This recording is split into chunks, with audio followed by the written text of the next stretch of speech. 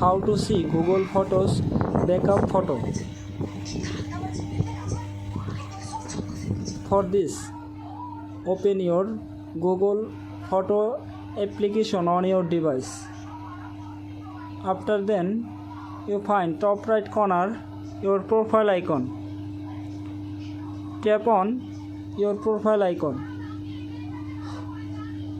When you tap profile icon, after then scroll down and find this option, phone setting.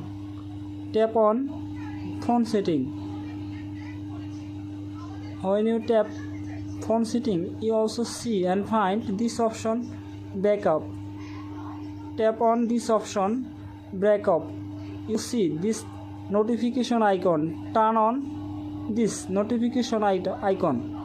After then, minimize your phone and search any browse. I select Chrome browse. After then, you select and search Google's photo and select your Gmail or Google account.